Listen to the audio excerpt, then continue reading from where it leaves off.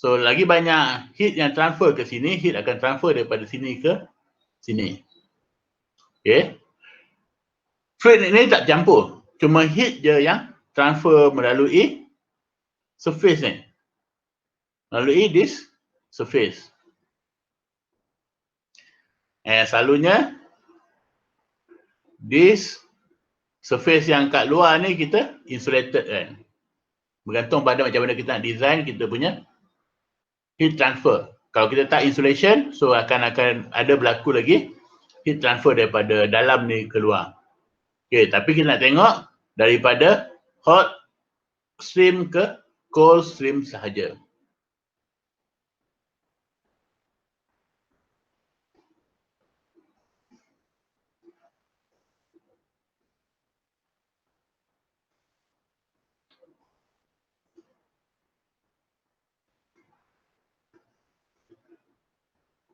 Okay, apabila berlaku heat transfer ni tadi, so kita punya hot stream ni tadi, temperature dia, katalah yang masuk kat sini is a water at 90 degrees Celsius.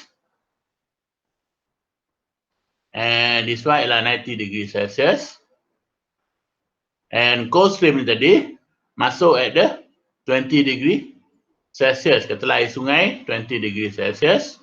So apa akan berlaku? Heat akan transfer daripada sini ke sini. Okay, sorry, this one kat sini. So heat akan transfer daripada sini ke sini.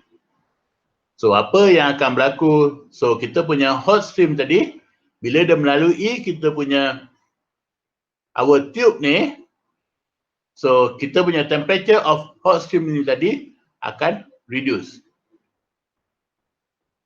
Okay, so kita punya hot stream ni tadi, temperature dia akan reduce.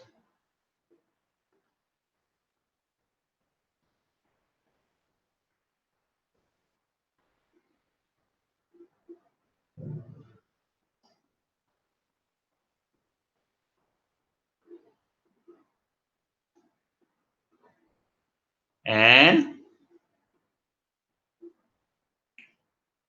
untuk cold stream ni tadi, bila heat ni transfer daripada hot fluid ke cold fluid, so temperature dia akan increase. Katalah kita punya, and dia akan, so kita punya delta T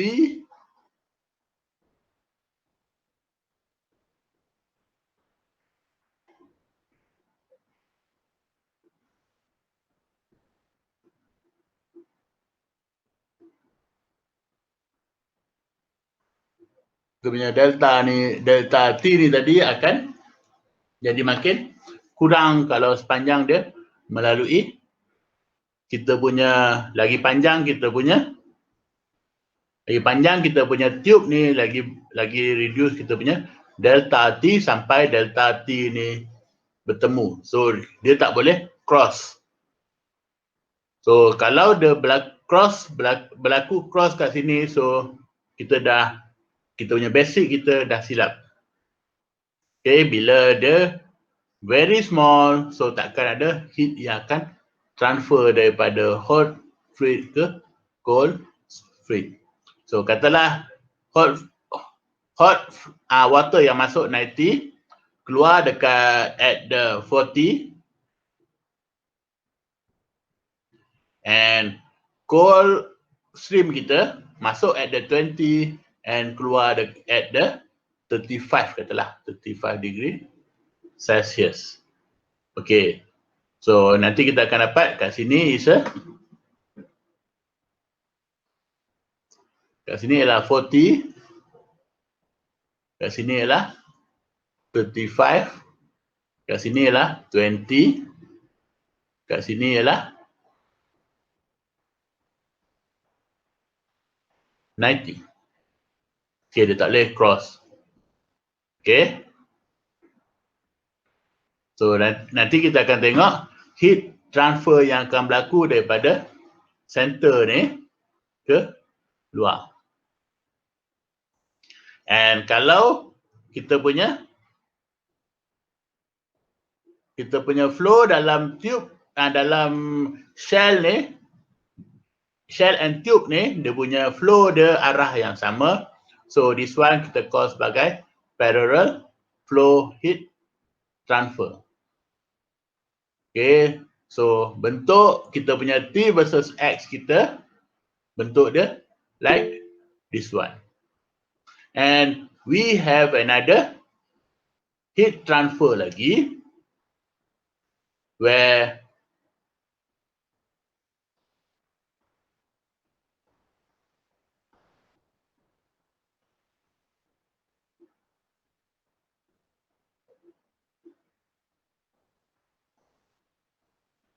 heat transfer ni, so kita ada hot stream yang masuk dalam tube kita. So this one ialah tube, this one ialah shell. So yang masuk dalam tube kita daripada kiri ke kanan. So this one kita ada TH in and kita ada TH out. TH out.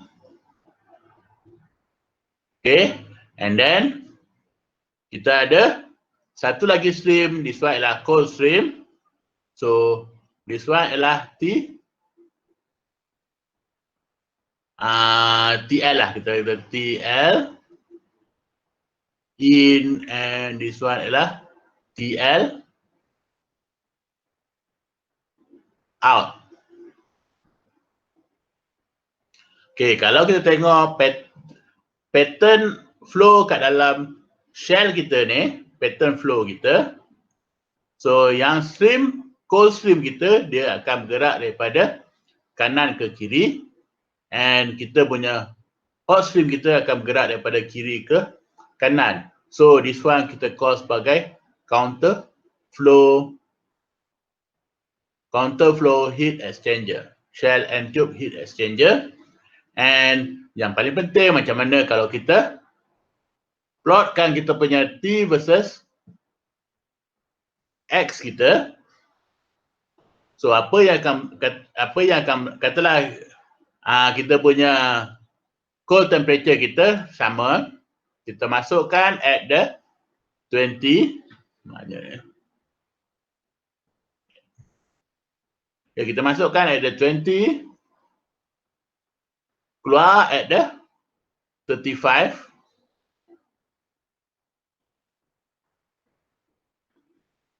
and then hot stream kita masuk at the 90 and keluar at the 40 degree Celsius. And then bila kita plotkan kita punya T versus X untuk kita punya temperature kat dalam kita punya shell and tube ni tadi, so kita akan dapat dua line, satu untuk hot fluid and satu untuk cold fluid. So this one adalah T, this one adalah H kita. So this one adalah TH in. So this one adalah 90 degree Celsius. So this one adalah TH out, this one adalah 40 degree Celsius. And kita ada satu lagi stream, this one adalah cold stream, and arah dia berbeza daripada kanan ke kiri, and this one daripada kiri ke kanan. So kat sini kita punya cold stream kita masuk at the 20 and keluar dekat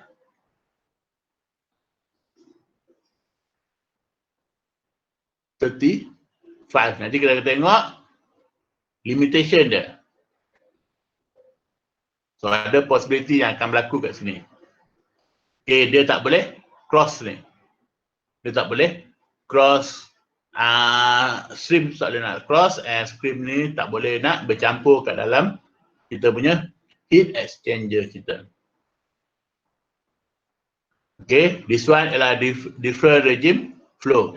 So untuk kita tengok heat exchanger, basically kita akan ada Tiga benda penting. Satu, kena ada heat transfer. Satu, flow, regime, and the another one tadi apa? Kita ada dua stream dalam, kita ada two stream, and ketiga kita ada flow regime kat dalam kita punya heat transfer ni tadi.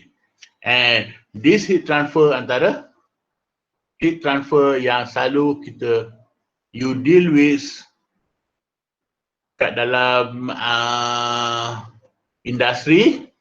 And satu lagi, this one adalah yang paling senang untuk kita measure dia punya heat transfer dia, ataupun yang paling senang untuk you design.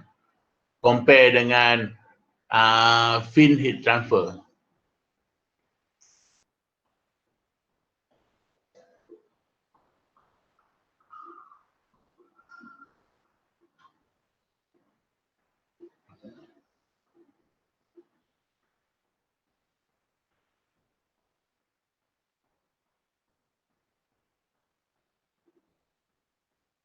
So kalau you tengok,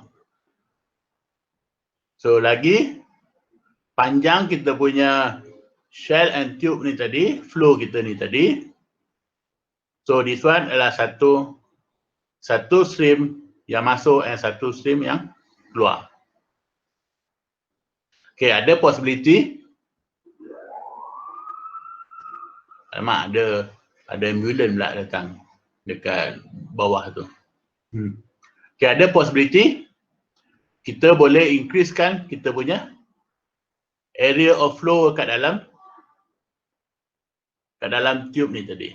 So macam ni nak kita increase area of flow kita, so selalu kita letak buffer. Okay, kita letak penghadang kat sini.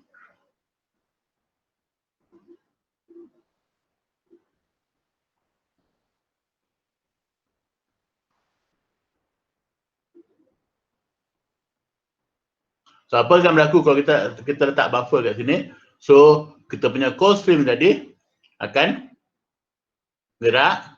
Dia ni masuk sini, keluar sini, dia punya pergerakan dia macam ni. Okay, so dia akan increase kita punya area of area of heat transfer. And the another method lagi, kita punya tube ni tadi, maybe kita boleh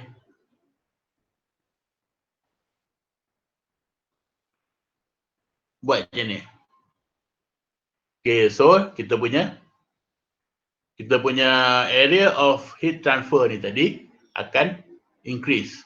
So this one kita call sebagai compact heat transfer. Okay, bila kita talk about the compact heat transfer, kita akan tengok macam mana area of heat transfer kita, area heat transfer versus dengan volume more than 700. So this one adalah compact heat transfer. And antara heat exchanger, compact heat exchanger. Antara compact heat exchanger yang paling efficient and yang paling besar dia punya area over dengan volume ni tadi ialah our lung. Okay, this one adalah lebih kurang 20,000. Okay, area compare dengan volume. Okay, this one adalah type of heat exchanger. Okay, sorry, this one kita cerita pasal compact heat exchanger. Sorry, so, sir. Compact, yep. Ada orang tak dapat masuk lagi. Okay, sekejap.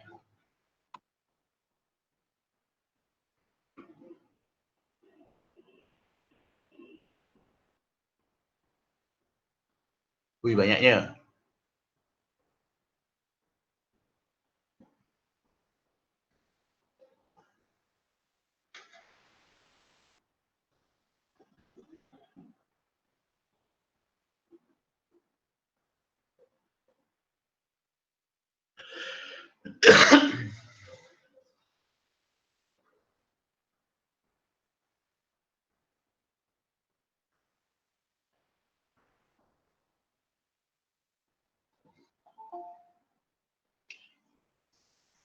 Okay, we have a compact heat exchanger.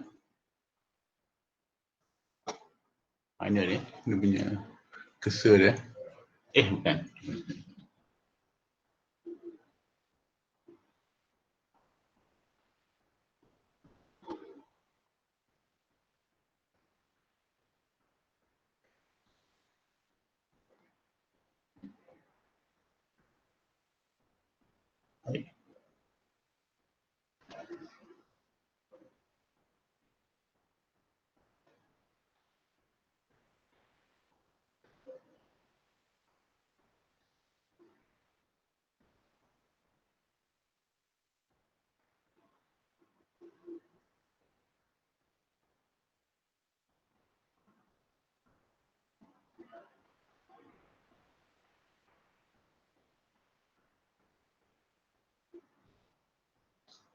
Okay,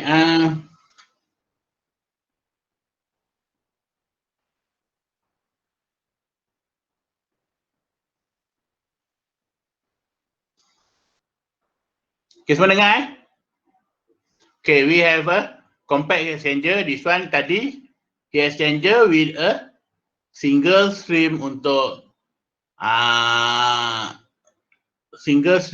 apa ni? Tube and single stream untuk shell. Okay, we have another heat exchanger where kita boleh design kita punya heat exchanger supaya jadi heat exchanger, compact exchanger, where untuk compact heat exchanger kita boleh increasekan kita punya surface of heat transfer ni tadi, surface di mana heat transfer berlaku over volume kita. And this one kita call sebagai area density ataupun bulk area density. So kita untuk compact heat exchanger selalunya dia mesti kita call dia sebagai compact heat exchanger, dia mesti more than 700 meter square. 700 meter square ialah area yang berlaku heat transfer kita, and kita punya meter cube ialah volume kita punya heat exchanger ni tadi.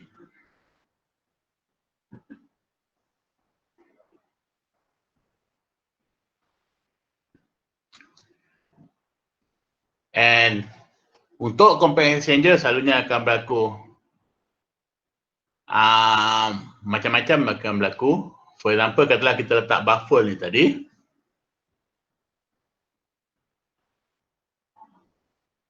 Kita letak baffle ni tadi. So this one lah kita punya tube. So bila kita letak baffle ni tadi, so kita punya flow kita bukan counter flow ataupun bukan ni lagi So kita jadi cross flow. So this one akan jadi cross flow. This one berlaku dekat dalam compact heat exchanger. So untuk this one, two fluid are usually move perpendicular to each other. So this one kita akan classify as a unmixed and mixed flow. Okay, dengar? Dengar, sir. Okay. Okay. Saya takut you tak dengar je kan, nanti saya cakap seorang-seorang je, buang masa saya je. Okay. Type of heat exchanger. Tadi kita ada tengok heat exchanger HX. So kita ada heat exchanger HX and kita mesti ada heat transfer HT. So kita ada stream high temperature, so kita ada TH and we have a TH and juga TL. Okay, TH in out, TL in out. Okay, and then this one kita talk about the type of heat exchanger.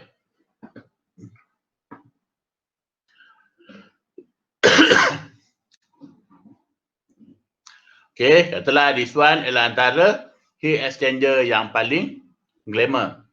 So this one adalah shell and tube heat exchanger yang you akan jumpa kat dalam industri nanti. Okay, selalunya this one kita akan ada. Sekejap.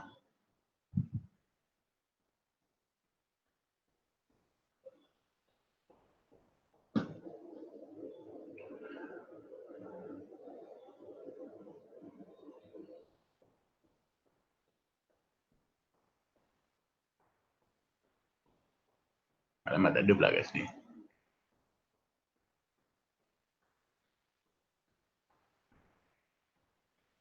Okay, nanti saya akan bagi you video daripada YouTube So you tengoklah YouTube macam mana dia design kita punya shell and tube ni tadi.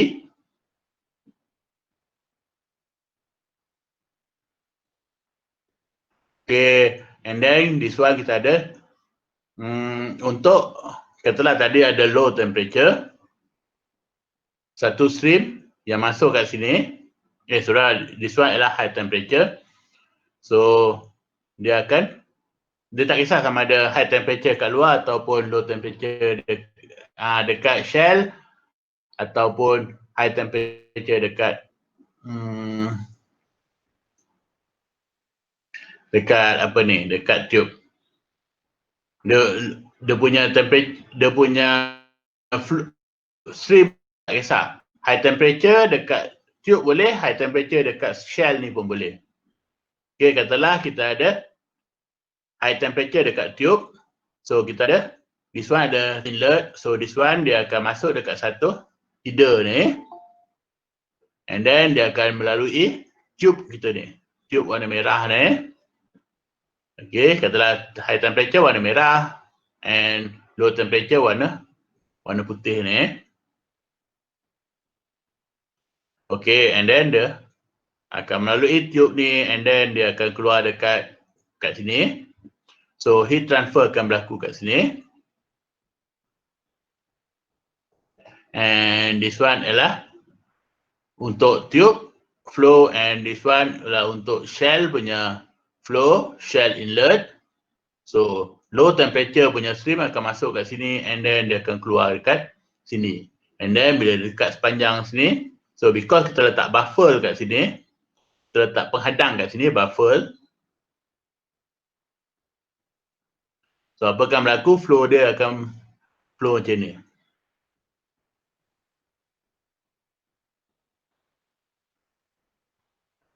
Okay, bila flow macam ni, so kita akan increase kita punya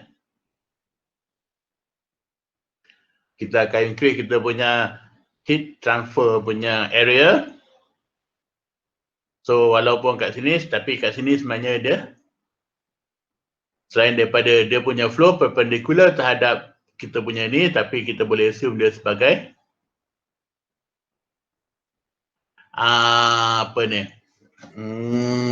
kita boleh assume dia sebagai counter flow juga. Because kat sini akan berlaku counter flow kat sepanjang kat sini. Kat sini counter flow. So pattern of the heat transfer kita punya T versus X tadi counter flow punya pattern. Okay, cuma kita punya volume, kita punya area of heat transfer tu saja yang kita akan increasekan. Okay, this one adalah shell and tube heat transfer. And selalunya kita akan ada banyak. This one saya lukis ada 3. Bukan saya lukis. Dalam buku teks ni ada 3 tube saja. Tapi tak pernah berlaku ada 3 tube je dalam shell and tube. Selalunya ada beratus-ratus tube. Okay, shell and tube heat exchange are further classified according to number of shell and tube paths involved. Okay, and then kalau shell and tube kita boleh classifykan sebagai this one ada one shell pass and one tube pass. Okay, this one kita ada one shell pass and one tube pass. And kalau kita ada two tube pass, so selalunya dia akan macam ni. So this one adalah shell kita. Okay, so this one adalah two tube pass. And then kita ada, maybe kita ada two shell pass. Nanti kita akan tengok macam mana bentuk pattern dia untuk two atau three tube pass. Kan maybe ada four tube pass. Maybe ada four tube pass Okay. This one. So this one adalah shell and this one adalah tube yang masuk kat sini. So this one adalah one shell pass. Shell pass ni masuk satu. Dia cuma dia gerak macam ni je and keluar kat sini. Okay, and then kita ada two tube pass. Okay, this one keluar masuk kat sini and then the U-turn, lepas tu dia patah balik kat sini. So this one adalah two tube pass. So nanti kita akan tengok effect of the macam mana kalau berlaku one tube pass ataupun two shell pass ni berlaku dalam kita punya heat exchanger, apa akan effect dia kepada heat transfer kita. Okay, this one kita ada two shell pass. Okay, so shell pass kita dia masuk kat sini, dia U-turn kat sini, lepas tu dia keluar kat sini. And kita ada four shell pass. Okay, this one ialah this one shell and tube. Shell and tube dia sama. And we have also, kita akan ada juga regenerative heat exchanger, and selalunya this one adalah satu benda yang sama, dynamic type regenerator. So nanti saya akan bagi YouTube pasal regenerative and dynamic type regenerator ni macam mana. So selalunya dynamic type regenerator ni dia dalam bentuk drum. So kat sini akan ada, kat dalam drum ni akan ada tube. So dia akan pusing. Okay, so mula hit hot stream, lepas tu kat sini cold stream. Okay, bila apa ni dia akan berpusing. So this one saya akan bagi tahu lah macam mana, saya akan bagi video lah macam mana function of the dynamic type generation and regenerative heat exchanger ni tadi. Okay, so this one ada nanti dia akan dia punya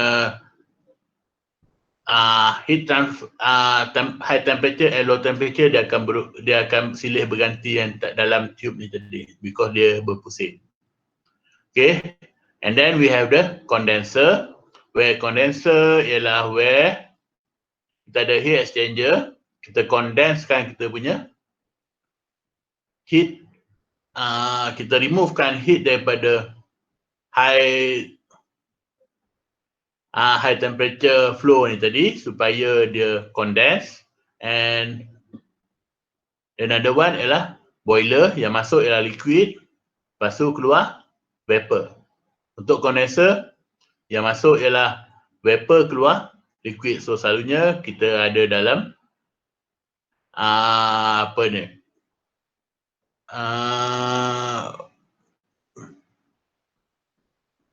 kita ada dalam Carnot cycle. So kat sini ada boiler, kat sini ada condenser. This one ialah two type of the heat exchanger. Okay, so kita ada basically basic heat exchanger kita ada 5. Satu condenser, boiler, dynamic type regenerative heat exchanger, and then kita ada shell and tube. And another one is a dynamic and regenerative heat exchanger ni selalunya type yang sama. And then we have a plate and frame heat exchanger. Okay, selain daripada kita guna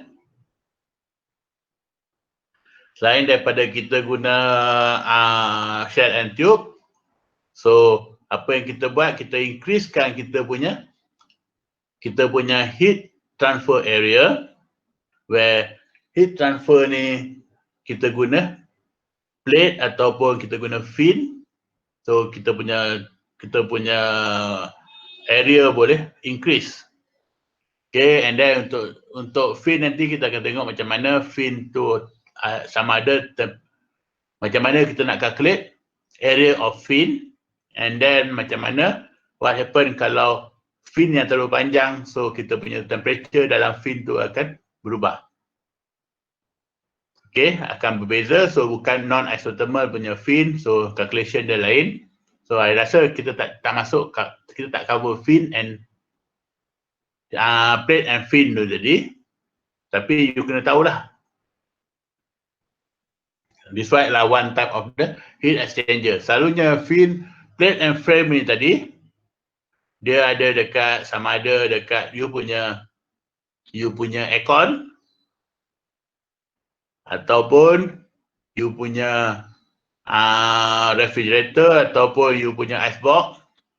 So kat sini, this one ialah kita punya refrigerator. Okay. Maknanya dia bukan dalam bentuk gas. Kalau you service you punya aircon, selalunya you kata you tambah gas kan, tapi sebenarnya dia dalam bentuk liquid kat dalam tube ni. Okay.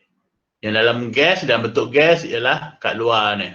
Kat luar ni kita ada plate and frame, and this one kita akan removekan heat dari sini using air. Air tu dalam bentuk gas lah. Okay. So that's why bila